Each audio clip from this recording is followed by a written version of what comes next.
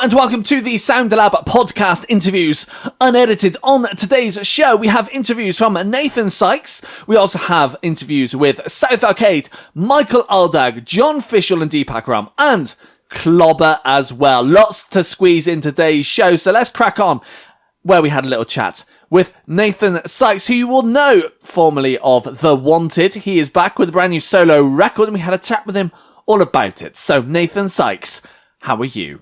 I'm very well, thank you. How are you? Good, yeah, not too bad. Thanks so much. So we've been playing a single of yours called Butterflies. Tell us a bit about the single, first of all.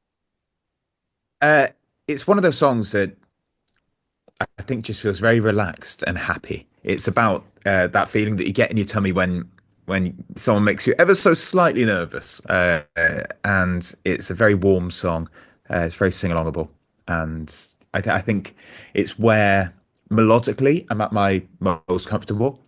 It was kind of created. We had the chorus, and the guys that I was working with, we just do what we have done quite a bit over the album, and just turn the mic on, and then I kind of lay down the melodies. So it's a very Nathan typical melodic choice of a song, I think. Good. Yeah, nice. And that is off your new record, Ultraviolet, which is out October 17th. What can we expect to hear on the record? You know what? It's quite a big range in terms of emotions across the album. Quite a lot's happened over the last few years. A lot of sadness, a lot of happy moments. So being able to explore them from a writing perspective has been amazing, really, and it's been a real privilege to create it because I've really challenged myself to kind of just move forward without worrying about what anybody thinks, really, without kind of worrying about what people in the boardroom are going to think, and just getting to a place where creatively I can do what I want, and then hope that people who are kind enough to listen enjoy it. Yeah, absolutely. And the sound that you made with the record, is it the sound you wanted, or is it kind of how it turned out in the studio? Oh, definitely. Yeah, it's definitely the sound that I wanted. I wanted to take some of the influences that I had growing up, and bring them into what is essentially still a pop influence record. But those slightly kind of moodier tones are there. And there's a lot of kind of big bandy kind of influences, but very subtly across the record. And yeah, I wanted to really kind of define my sound on this record, and I think we've been able to do that. Yeah, absolutely. And I'm sure you wrote more than what made it onto this record. What happens to those now? Do you consider them again down the line, or will it be a case of starting afresh when the time comes? You just flog them to whoever wants them, really. That's what Ed Sheeran does, and I think. No, it's.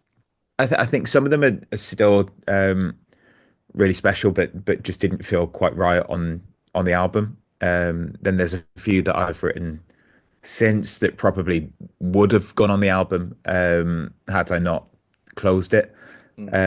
So that they'll kind of look to move towards the future as my sound kind of progresses from here. And I think those records they can find their way out. In it's a very unpredictable world now. Music, it's not as simple as release an album and that's your 12 tracks that you're giving everyone for the next 3 years, and then you go away, write a record, and do the same again. There's lots of different opportunities that come in terms of sync and people looking for songs, and also I know I joked about it earlier, but collaborating with people. If people are like, I really need a song like this, and they're not as confident or involved on a writing front, you'd be like, actually, no, I've got something that would sound amazing for you. So there's that, and then there's also all the tracks on the album that I scrapped back just after my first solo album. So there's a big pool of songs there that it's quite nice that I kind of keep them to myself, but equally it's all part of the journey. Yeah, so it's one of those you never know, I guess. Yeah. And that last bit ties in quite nicely to my next question in that your debut record came out in 2016, debut solo record. What's taken you so long to get to record two this long down the line? Life. Definitely life. Yeah, so that took a couple of years to write the second record. And then some changes within kind of my setup. So I brought a whole new team on board, which has been amazing. It's the best decision I've ever made. And I think kind of working on myself, getting to a place where I can feel comfortable in who I am, and knowing myself from like a creative front has been a real journey. But then also, I think after I wrote what was going to be the second record, I was just getting ready to release it, um, and then I had a call from Tom with the Wanted saying that he wasn't well and he wanted to tour. So everything quite rightly went on hold. And I remember I called the team, the label that I was working with at the time, and I said I can't release this album, and we need to scrap it. I said this time isn't about me. Hopefully, I'll get plenty of opportunities in the future where I can release music, but this time has to all be about Tom, and what he wants to do. So obviously that was I think 3 years or so, and then after Tom passed. I listened to the album that I'd written and decided that he didn't speak to me in the same way. So I started from scratch and started a whole new record. And I'm glad the label let you kind of scrap the record because labels don't tend to do that, really, do they? No, that you know what, they were absolutely Yeah. amazing, and I'm yeah, I'll forever be in their gratitude, and I remember saying to them, I said, look, this could be 3, 4, 5 years, Mm. and the way that the industry works. And I said, most of you won't be in the same job. I said, you'll all be working at different labels by then. I said, just let's do the right thing and put it on hold and kind of allow me to focus on the band and Mm. focus more importantly on Tom.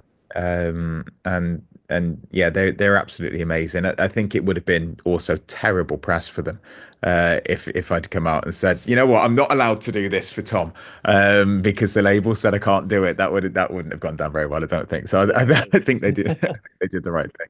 Yeah, absolutely, absolutely. And touching on the Wanted, what's it like kind of writing for yourself compared to writing with a bunch of you guys when you're in the Wanted? What's it like for you doing it on your own? It's so much better. My God, it's so much easier. I think with the guys, you've got to kind of bear in mind that everyone's got different musical influences, and it really was chaotic in terms of what we all listened to. It was wildly different, and everyone's got different voices as well. So you have to write with everyone in mind and everyone's various kind of tones, ranges, textures, and things like that, whilst also kind of walking a tightrope of sonics. I think that we try and stick to. But I think as a soloist, you can be as creatively free as you want to. With the band, there were some amazing songs that didn't see the light of day because they fell slightly outside of the world that we'd created with the Wanted. And and I personally think we lost out on some brilliant songs because of that.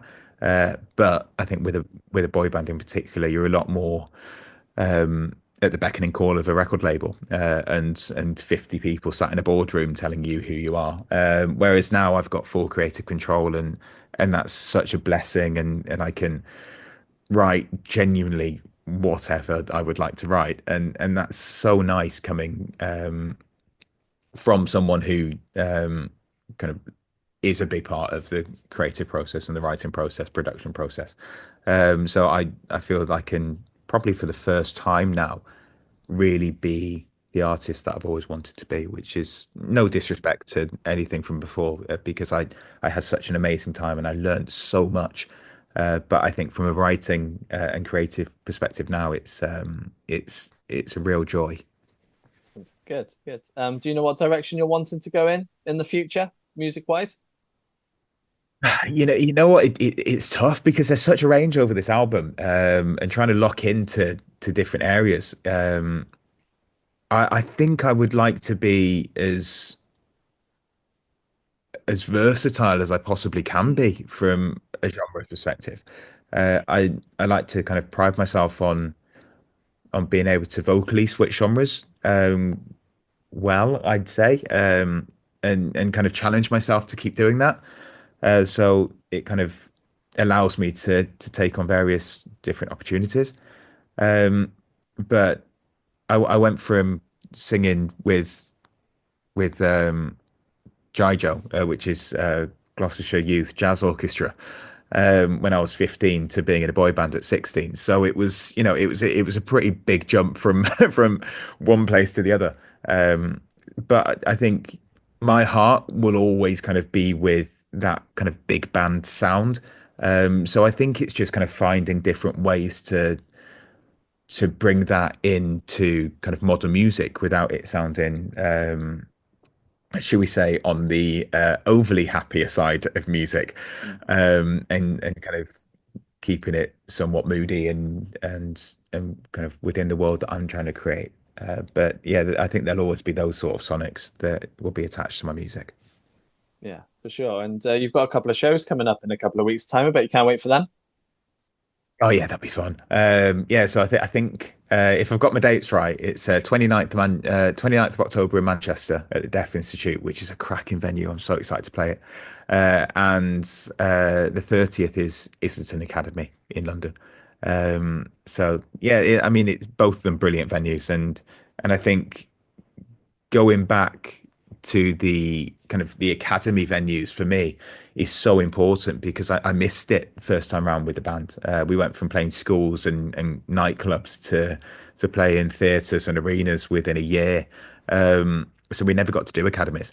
And I think those are the venues where you really learn about yourself as an artist and as a performer. The performer that you are in an arena is a very different performer to the one you are in an academy, and you've got to be able to switch between that.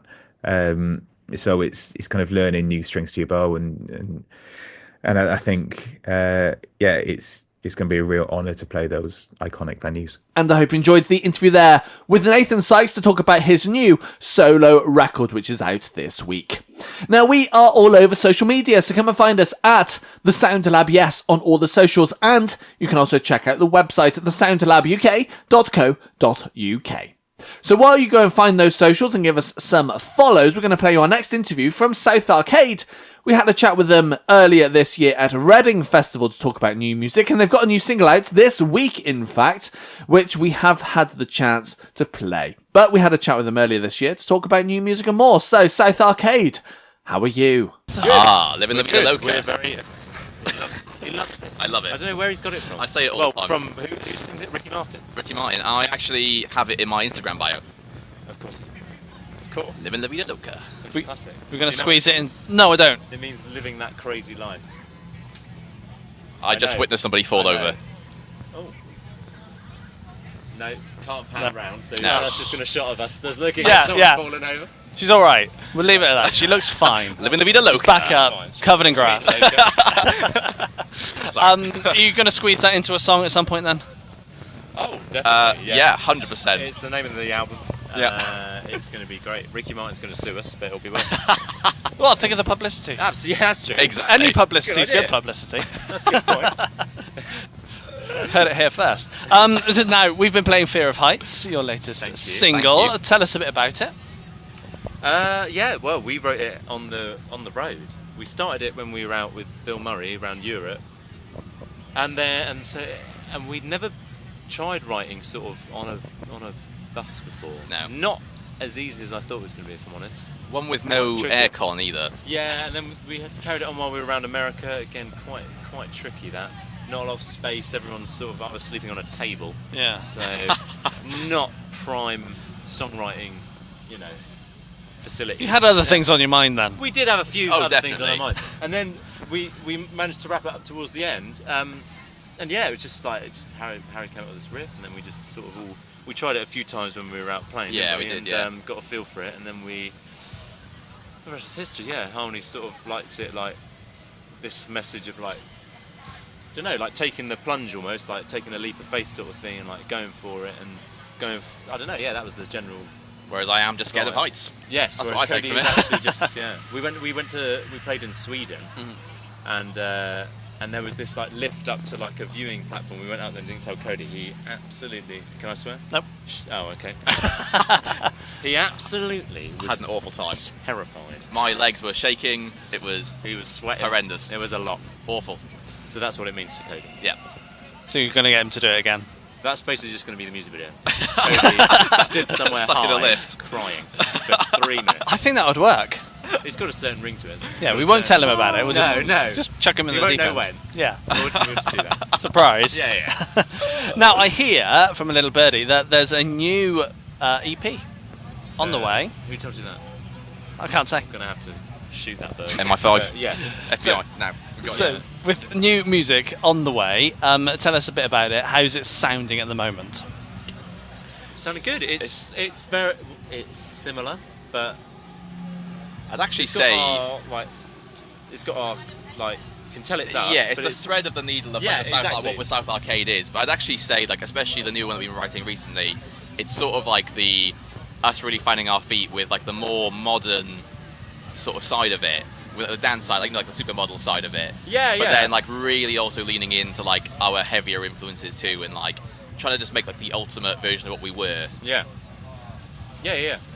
Nice. It's Yeah. exciting doing like, I don't know, like writing and coming up with new ideas, and like I feel like we've been playing live quite a lot, and that's like it's having like quite a nice effect on what we're writing, if you know what I mean. Like last EP we wrote, we didn't play. We did play, but nowhere near as much as we have done this year. Like this year's been pretty crazy, Yeah. and so like I don't know. I feel like maybe it ends up feeling more live when you're like Definitely. what you're writing, if you know what I mean. And I think as well, like just like we try to cater it like to that live feeling.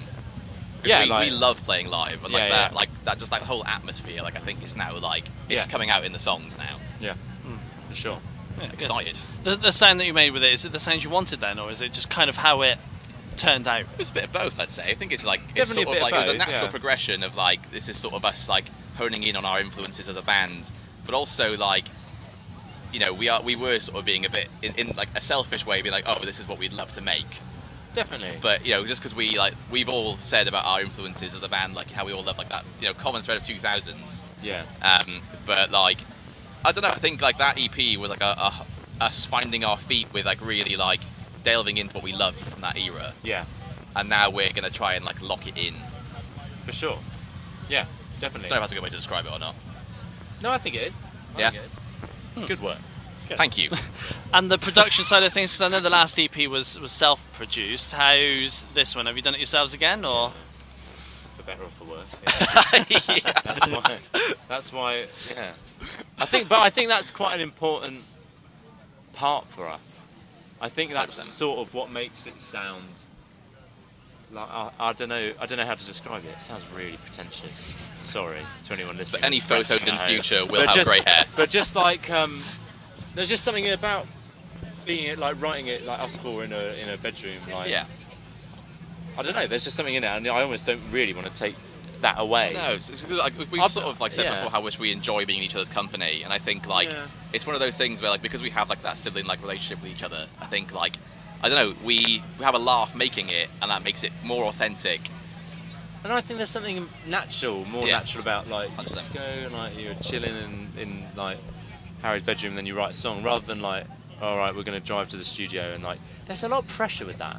There's a lot of pressure with like, 100%. oh, so come on then, and it's like, okay, I'll just play some chords, and this will be a song, and can't do that. Yeah. Just it's much easier when it's like the pressure's off, and you can just have fun like doing it, and that's how then like you get them feeling fun. The songs. I think. Do you think we want to do that going forward as well then, or do you think there might be a time when labels There'll and be things will turn around and go, no, you need to use a producer. There'll be a time, probably. But I'd like to think there'll be a way, like almost like a hybrid way of like. Harry's over there. His ears are burning. His ears are burning. Harry produces it. His ears that's are burning. my family walking past. Everyone's here. There'll definitely be a time, but I'd like to think it would be nice to be able to do like some sort of like hybrid where we've still like got that natural like fun that we all have as a Yeah, group. 100%. So we can take it into a studio. And it's also like I don't know. I guess it's don't when like- maybe like the answer is like you like live. Like you know where they do like where you can stay at a studio. Yeah. Yes. That would be Residency. fun, actually. But you know I'm not made of money, so Yeah. at the moment we'll Not just yet. stick But in also, a I just bedroom, feel like so. when you're in like an environment like that, it just feels instantly a bit more like professional, like scary. Whereas we're like Yeah. we've always said we don't take ourselves serious in the slightest. No. So I think if we went into somewhere that was really serious, we'd Yeah. probably feel the pressure of that a little bit. We're not good at that. We're not good at all. No. We like just being able to just sort of be a bit unhinged and have a Just laugh do with it Yeah. and not be too pressured. No. Yeah. No, very true. Fair enough. And you've got a busy year left this Yeah. year. Not only are you going to the US on a nice long tour there, but you've just announced some dates for here in the UK have. too. We have. I haven't been allowed to talk about that for a while. And then I came here and there's a massive poster with it on. Yeah. It was Blimey. obnoxious. I walked in and I was like, oh believe my it. god. Surprise. Well, yeah. I didn't realise. I thought it was going to be like someone said, "Oh, posters." I was like, "Yeah, okay." And I thought it would be, you know, that if I'm lucky. Yeah. It's I was the size of a actually- small bungalow. I was actually walking through the mental. crowd yesterday, watching Chapel Roan, and as I was walking through the crowd, I heard somebody to their mate just go like, "What's that South Arcade poster about?" That's me. I was like, "That's great." That's us. That's amazing. That is So fantastic. it's definitely being seen. Yeah. Prepare of words. People go, Prepare of "What words." is that?"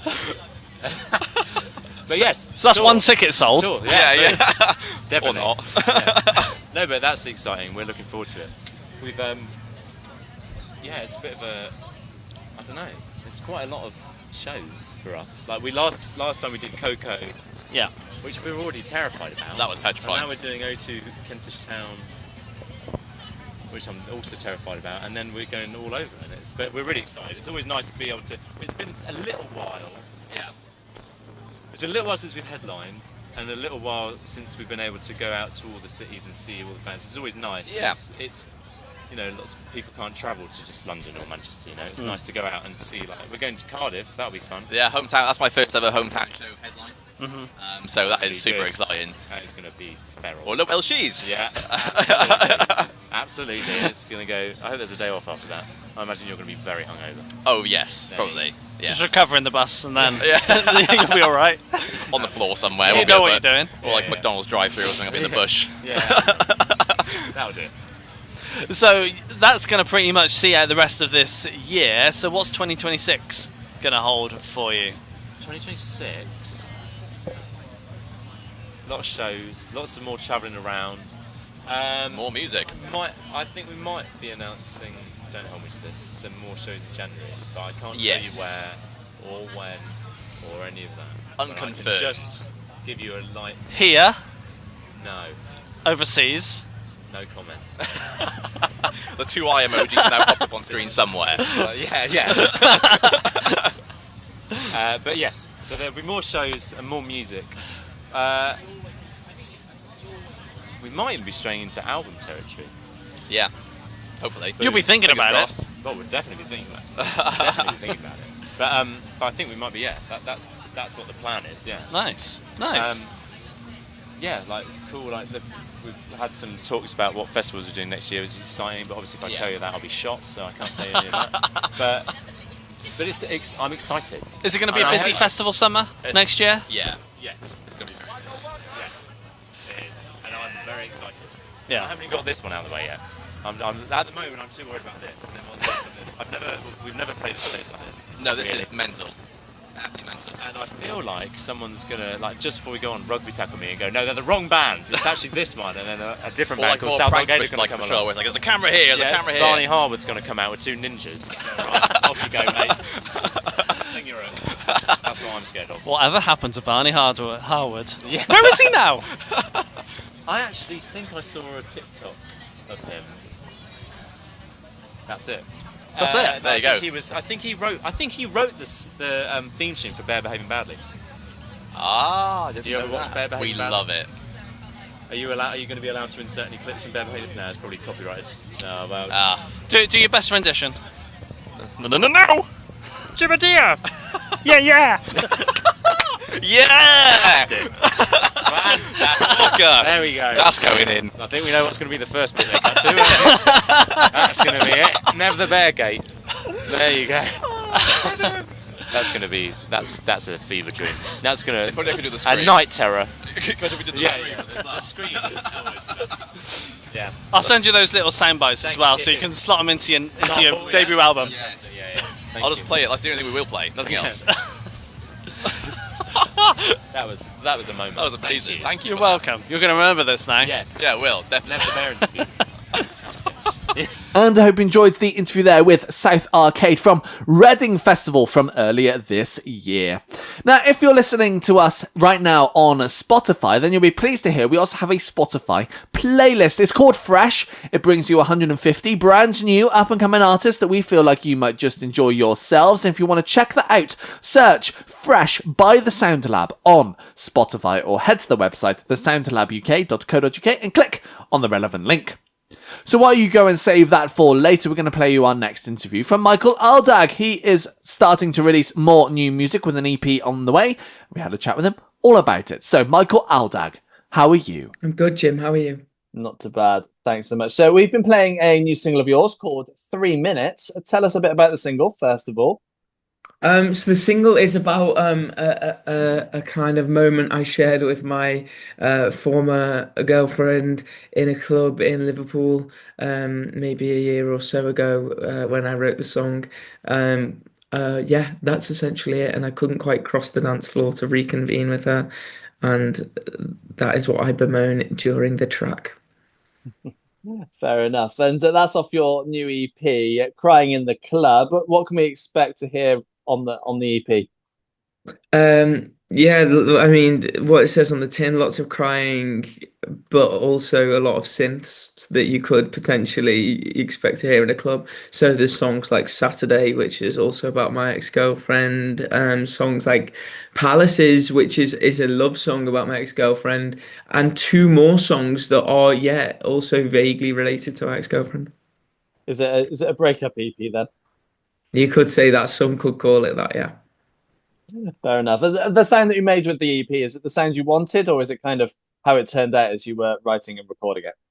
No, it's awful. It's so far from what I envisioned, but it had to get out at some point. No, I'm joking. I love the sound of it. I worked with a very talented producer from Sweden called Robin Stjernberg, and the sound is incredible. We both bonded over our love of 80s synths and also pop music. So I guess we've tried to create a world, based on that. Nice. And I'd like to talk about the writing side of things as well. Yeah. So for you, how do tracks normally start off? Well, in this case, 3 minutes, for example, was written in a studio in Liverpool, and it was at the end of a very productive writing week, and your brain starts switching off because you think, right, we've got 5 really good tracks here, and then lo and behold, it's always the last one that comes out, and you think, oh, this will be nothing. But then when you listen back the week after, it's really strong. So that was the case with 3 minutes, and we just were. I think we were listening to some 80s music, be it maybe Depeche Mode, and we were trying to do something similar to that. But we kind of morphed it because the bass line that we had was slightly cheesy, but we kept the kind of rhythm and then moved it into a more like mellow harmonics, and I think you can hear that in the track because the bass in the chorus is kind of groovy, and the drums, it's all very 80s coded, but it has a more melancholic feel, and I really love that blend for that track in particular. Good. And are you one who likes to make notes of kind of melodies and lyrics and things as you kind of go about your normal daily life, or are you someone who needs to go into a studio and have like writing sessions? I say it's a mix of the two. There's songs on the EP like Fantasia, for example, that I've begun in my bedroom and then taken to Robin, and we work together on the tracks in the studio. And then other times when we just go in and I try and keep my head clear and just go in with yeah, a clean slate and see what happens. And how are we looking for the future as well? Have you already got ideas for plans down the road with the writing and releasing? Definitely. So the EP is part of a wider project that will hopefully drop in at the end of March in 2026. So it's kind of like the first stanza of the wider poem of music. Wow, that was so up itself as a phrase. But it's true. It's true. That's what it is. And when the new music does start to drip feed through until March, is it going to have a similar feel as they come out, or is there kind of changes and kind of separations between the tracks? There's definitely going to be a progression in terms of aesthetic, hopefully, surrounding the tracks, but musically, um, it's all one world. We've made a conscious effort to make it that way. So yeah, the music is all one world. There are different, vibes within it. Then the next track after this is kind of a little bit more live instrumentation than perhaps this EP as displayed. But yeah, it's all within the same world. Yeah, Good, good. You've got some touring dates coming up, but you can't wait to be on the road again. I'm very excited. Yeah, I am very excited. Any dates that you're keen to kind of get on the stage for?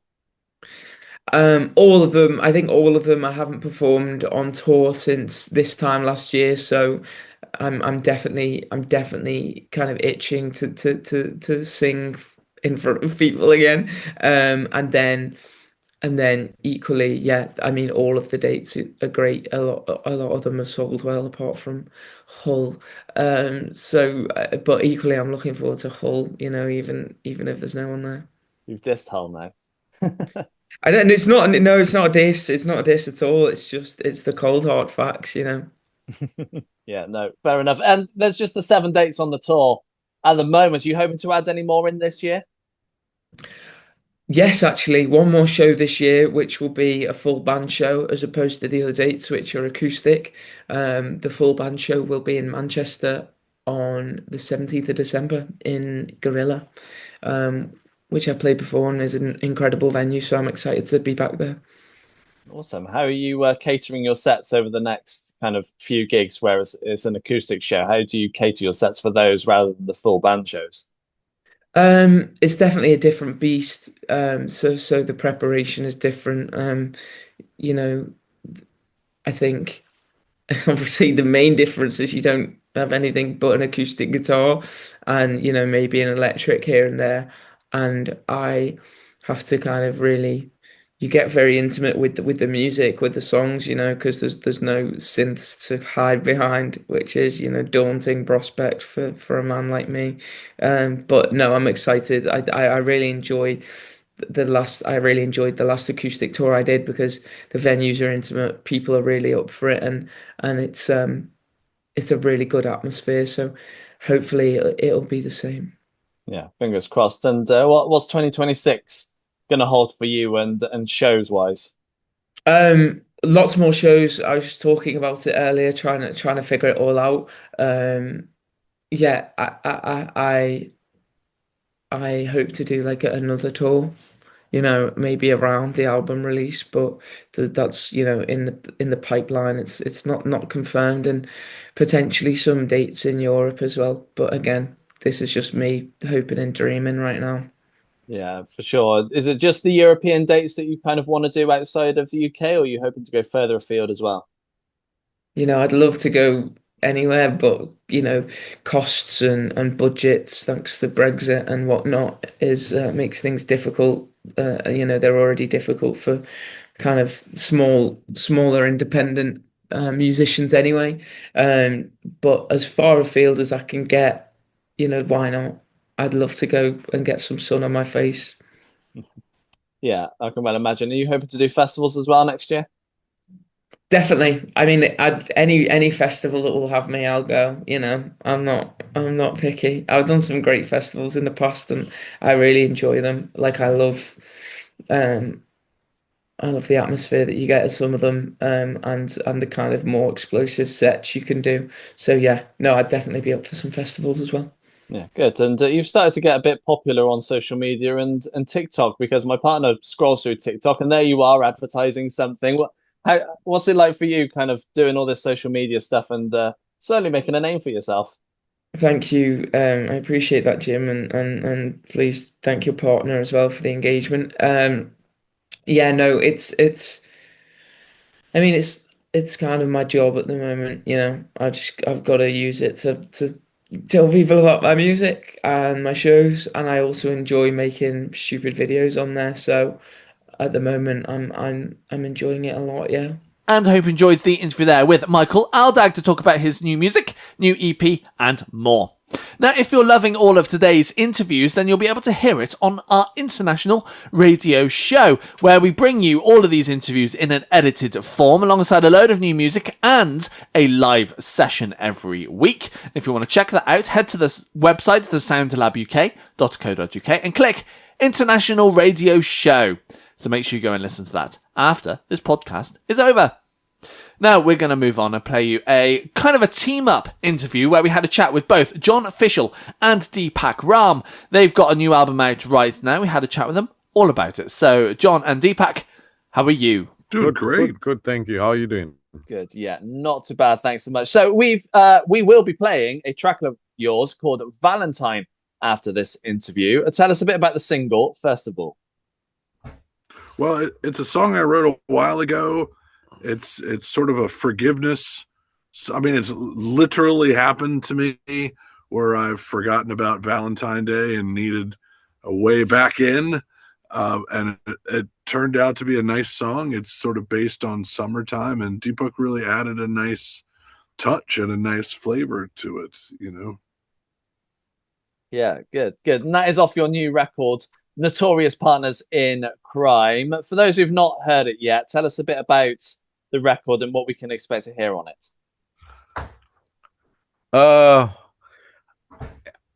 It's a pretty unique kind of combination, because I come from a very different world. I come from an Indian classical world, and I've delved somewhat into jazz, but never into rock and pop. So I think it's an interesting combination. The tour we just did, in London and around England, the response was very positive, because it's something, new, and maybe John can speak more about that.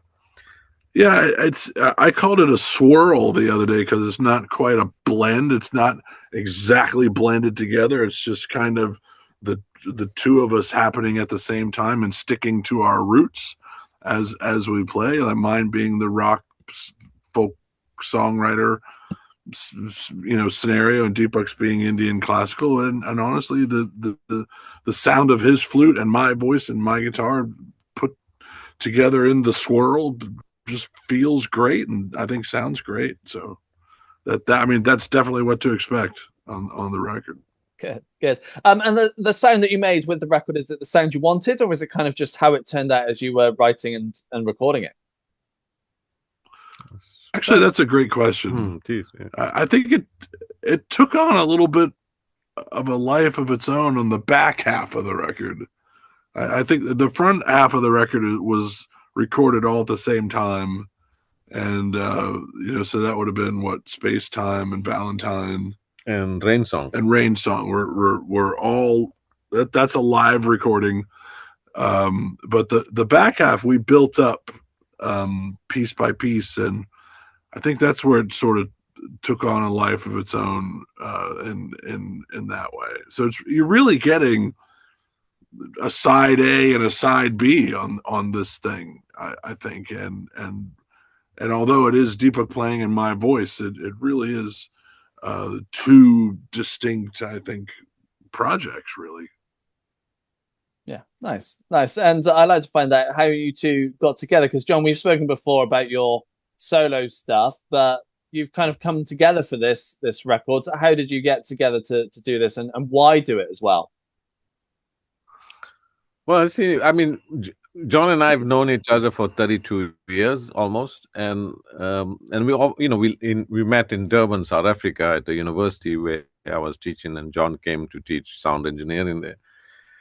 And we moved around in many different cities and countries, and eventually John came back to his hometown, Washington, just outside Washington D.C., where I moved to, and then that's when this collaboration started with conversations first.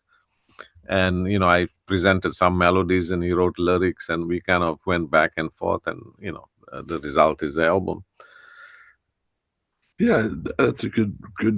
And your second part of the question was why? Yeah, why do this? Why? Well, why not? No, I mean, for me, it's one of the things I've learned is always collaborate up. So I'm always wanting to work with people, who are much more accomplished than I am, who are better artists than I am, and that lifts me and propels me to try to do better. So and Deepak is one of those artists. I mean, in my estimation, Deepak's number one or number two in the world. I don't know about I don't know about that, but I think musically I mean, John's a singer songwriter, but he's also a very consummate, accomplished musician and he understands music in many different genres. I mean, the first time I met him, he was showing me, and this is 32 years ago, he was showing me some voicings on a John Coltrane album on a piano. And so he does string writing, he plays bass, he plays and he's also aware of many different musical genres, and his ear is very refined. So that way it was kind of easy to collaborate, because the instrument I play to sound is not a chromatic instrument like a saxophone or a western flute. And so John's understanding of what I can do with the instrument lends itself for good collaboration. It's not like me doing a session, going into the studio and just playing on somebody's song. It's a real collaboration. And we speak a lot about what we're going to do together, and that the result. I mean, you be the judge. Yeah, no, we're going to take over the world. That's always the plan. Yeah. And when it comes to writing, we spoke before about the writing, but how did the writing work for the two of you kind of doing this record together? And was it a bit tricky for someone like you, John, who kind of writes normally for yourself, having Deepak in there to kind of have his influence? You know what we do to each. I think we kind of challenge each other in certain ways. Yeah, Deepak would say, "Hey, John, that's great, but that doesn't fall into the raga that I'm playing. So let's see you put that puzzle together." And I'll go back to Deepak and I'll be like, "Hey, I know this totally doesn't work on your instrument, but how about you try to play it anyway?" And he'll figure out some weird finger hole thing, and we do a little bit of that. And it's kind of like, I don't know if you guys know Michael Che and Colin Jost from Saturday Night Live over here, the fake news anchors. They give each other jokes to read, and it's pretty funny. So I think we do a little bit of that. We give each other little challenges, and that in and of itself is good for me to do. So I think that is a part of the writing, and the other part is I'm doing everything I can to honor Deepak in these songs. I'm never gonna write something that puts Deepak in a hole, that he's got to dig out of. I want everyone to hear his genius, and the places where Deepak is playing, it's set up for him to play. And I think when we approach it that way, and being very supportive of each other, and even though we are challenging, we want, I want Deepak to shine, and I think Deepak wants me to shine, and that level of support makes the songs work. Yeah, I think on another level we get along very well, and so we, even if we plan an hour rehearsal, we joke around for like half that time. We do accents, we do share lots of humor, watch, we behave silly, and so we get along really well that way. Besides the music, and that kind of helps the collaboration, because it's not like a clinical thing. And it's not like, okay, so let's do this song, I'm going to play this, can you do this? It's not like that. It's kind of very organic, I think. John will present a song and I'll say, okay, I really like this part and I can do this, and he'll say, okay, what about that? And so and then we joke for 10-15 minutes, and then we get back to so that makes it fun. And for me personally, it's a learning experience. It's putting my instrument in a different paradigm, and so I have to extend certain techniques, and it also helps my ear to listen to different kinds of things, because when you grow up and you study one kind of music, and then somebody throws you into another genre, it's a learning experience, but it's also a really fun experience. Yeah, because apart from the odd collaboration here and there throughout your career, it's mainly not been this sound or this more contemporary, modern style of music that you get involved with. What's it like, kind of, as you say, getting involved in a genre, let's say, of music that is not normally considered with the instruments like the flute and that? For me, the great benefit is it gives me a newfound appreciation for songwriting, and writing, and in like in Indian classical music, when I do solo concerts, a single piece of mine can be 35 to 45 minutes, so it's drawn out. And so I have a newfound appreciation for words and music that's 3 to 5 minutes long, but it says everything it needs to say. So I like to compare it with a novel as to a poem. You can read a novel and get something from it, but you can read a 5-sentence poem and get as much from it as you do from a novel.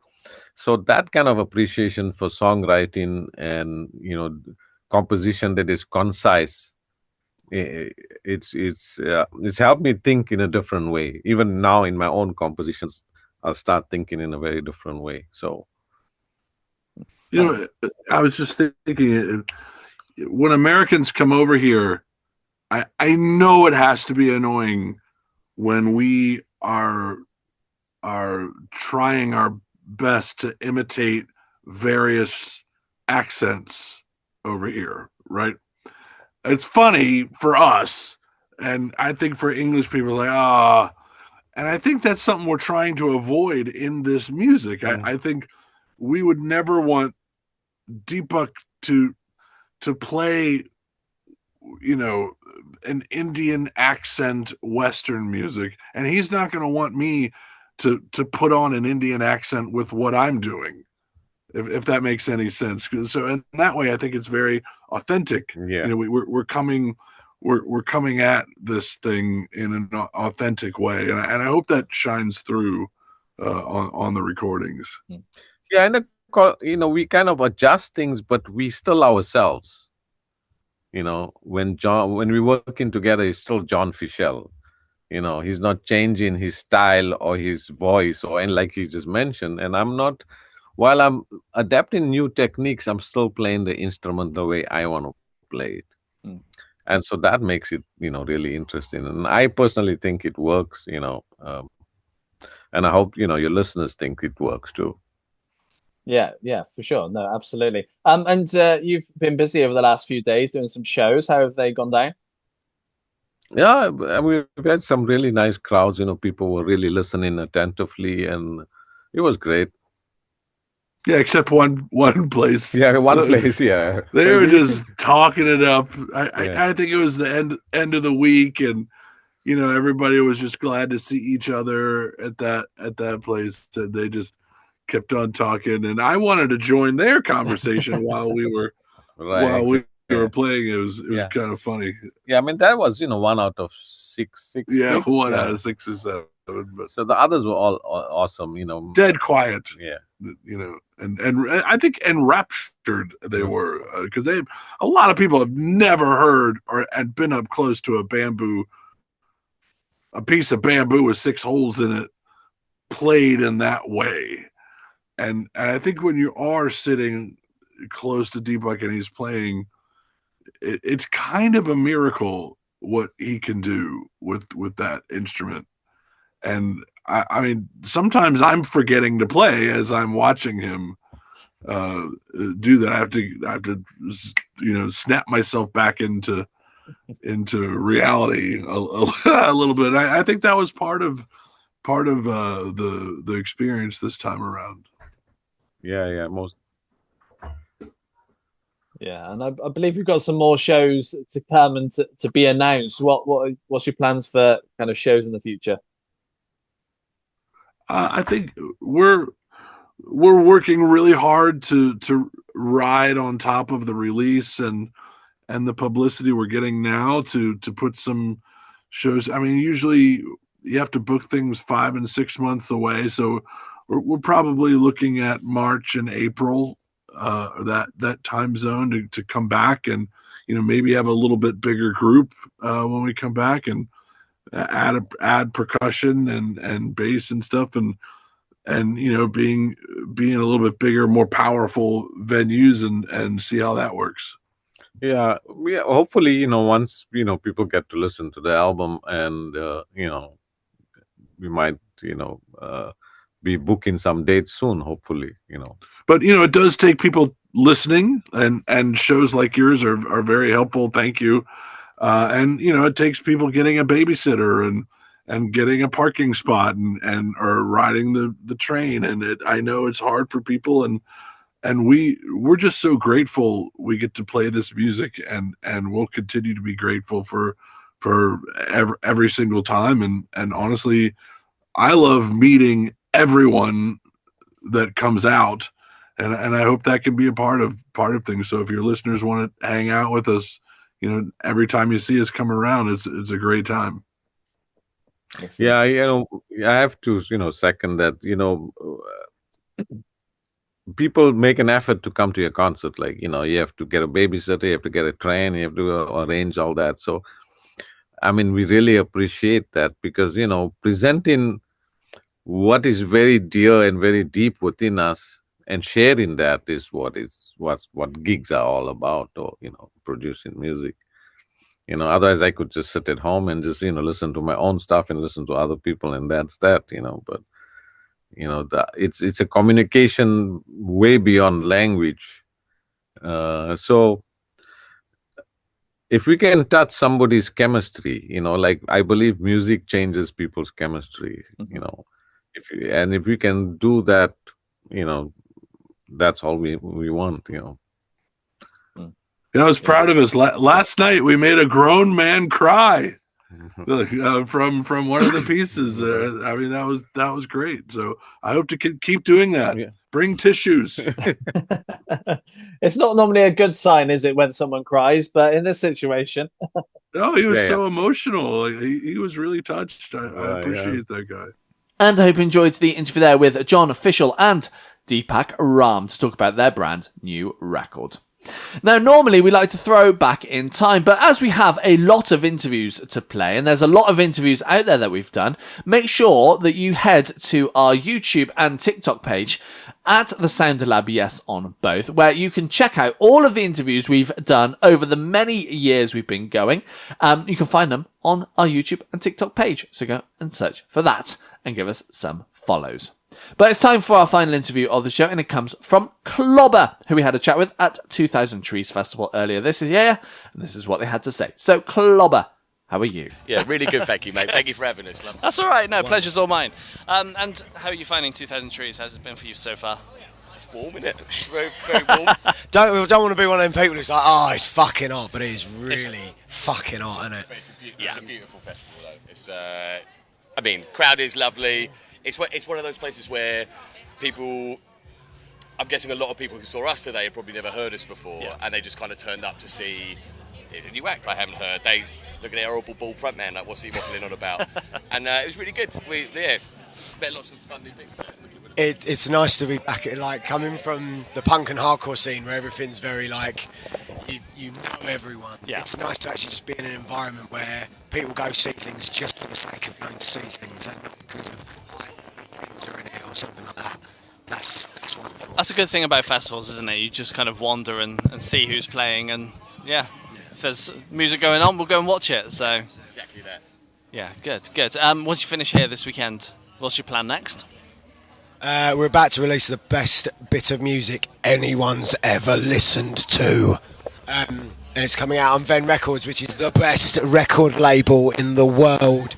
And then it's going to go straight to number one. I'm going to make loads of money. I'm going to sell out and surround myself with Nice. people who aren't like him. And it's going to be lovely and wonderful. So What are you doing? What am I doing this weekend?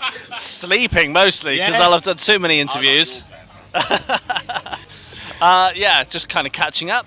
That's kind of all the stuff I've missed. Yeah. I've checked my emails today. I've got over 400 I haven't read That's of fucking music. So yeah, Who have you fun. seen so far that you thought was absolutely amazing? Here this weekend? Yeah. No one. Oh, No. seen a single bed. No. You didn't see us? No. The Sound Lab is run by posers. Yeah. Sorry. No, I don't live too far from here, and I only do festivals that I can go home to. So Nice. I can shower, I respect sleep that. in a bed, Yeah. and I rock up just before my first interview. Solid. Do me interviews. Go on home. Mate, huge. That's the way to do it, isn't it? None of this camping and sweatiness. No, don't do that anymore. Well, we can tell you that Spaced were 10 out of 10. They had an absolutely amazing Good. set. Spaced, Revelation Records, amazing band, really worth checking out. Grade 2 were fucking phenomenal. Yeah. There's so many good bands here. Split Dogs were on today, Graphic Nature on today, Clobber were on today. Clobber are the best band ever, and they're all you need to listen to. I heard that they're good. Sadly, I haven't had a chance to see them. So, Shame. but I hear they've got a new track coming out. Do you know anything about it? Yeah, it came out a couple of days ago. It's called Be Someone. Yeah, tell us about it. I mean, You songs from your heart, you should talk about that. yeah. So last year was a pretty shit year for me. Well, it started as a shit year, and then it got better. And the short version of it is my mental health fluctuates as every man's mental health does. And if you are a man and you're feeling depressed, talk to your friends about it. That's more important. Yeah. I joke a lot, but I never joke about that. Talk to your friends, talk to your loved ones. They always would rather talk to you and have their ear bent than talk at your fucking funeral. Luckily, I had my band around me. I had my best friends. I had my wife, and that year turned around, and we're a band that always have been like singing about the state of the government in the UK or something like that. And it actually just felt really nice when Alex sent me the demo for the song.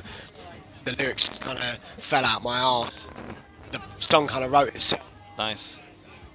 Good. It was good to have it out there, and it feels nice as a songwriter, as an artist, as a fucking cunt. It feels nice to know that you can expand your horizons and write something that's a bit different. What do you want to say about it, Orgo? Oh, I just played the guitar and it was really nice. Had a lovely time, Would recommend. Did well, mate. It's lovely. Really good. Thank you. Described it well. Thank you.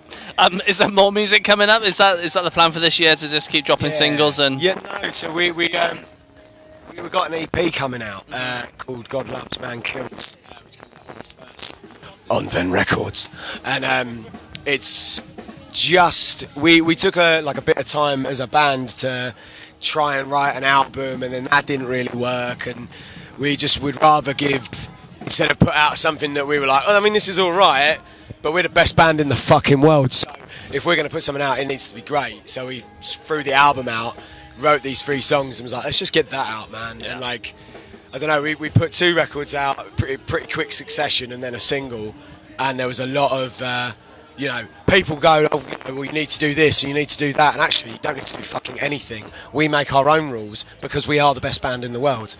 So say it with me now. So yeah, we're just excited to get these songs out there. I think they're not so much a departure. That sounds fucking wank. I'm not going to be one of them bands that sits here and goes, oh, it's so great and musically different and blah, blah, blah. It's good. They're good tunes. They're written well because they're written by us, and they will do miles because they're good. We believe in them, and therefore so should you. Okay, nice. Say no more. Yeah. Say no more. So that's God Loves Man Kills, out August 1st, Fen Records. Check it out wherever you stream stuff. And then we're also working on a full length, which we will have more to tell people about later in the year, but we look to get a full length out next year, which we've started writing. We're well on the way through. It's really exciting. Yeah, it's wild. We're off to Europe in November, playing with, there's Revolution Calling Festival, amazing festival. The lineup for that is ridiculous. Hatebreed, Gorilla Biscuits, American Nightmare, Stamping Ground from the UK making a comeback. There is so much clobber. I'm not as good as this is, but yeah, like there's the amount of talent on that lineup is disgusting, and I think the crowd's going to be unreal for that. Like really, really excited about that. Trees has been absolutely like impeccable. We've been really beautifully treated. The people here are lovely. Like it's lovely stuff. Yeah, nice. Are you hoping to drop some more live dates then? Absolutely. Yeah. I mean, we have. Oh, so many things in my phone. It's been a while. I miss my wife.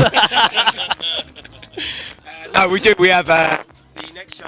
So technically, the record release show is at Clapton Community Football Club's Clubhouse, August 1st. It's the old Spotted Dog in East London. We're playing with the Oppressed, we're playing with Jawless, we're playing with the Boys, we're playing with Rabies Babies, and it's for the Anti-Fascist Defence Fund.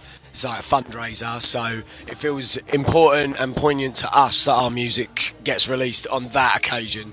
And then after that, we've got a lineup change, so it'll be Rebellion Festival. It's bits and bobs, and then the winter is when we like start doing like runs and stuff and going away a lot.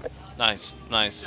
You say bits and bobs for Rebellion Festival. Like the bands playing that this year are disgusting as well. You got the like Clobber.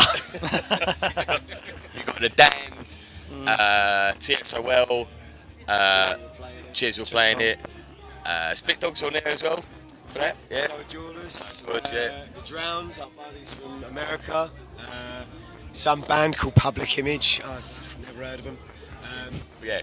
And I hope you enjoyed the interview there with Clobber from 2000 Trees Festival earlier this year. And that's the end of the show for another week, I am afraid, but don't you worry, we will be back next week with another episode of Interviews Unedited. But if you can't wait until then, social media at The Sound Lab, yes, on all the socials. Check out the website at thesoundlabuk.co.uk and make sure you go and find our fresh playlist on Spotify. And that is the end of the show, I am afraid, so we will see you next week for another episode of Interviews Unedited. Goodbye.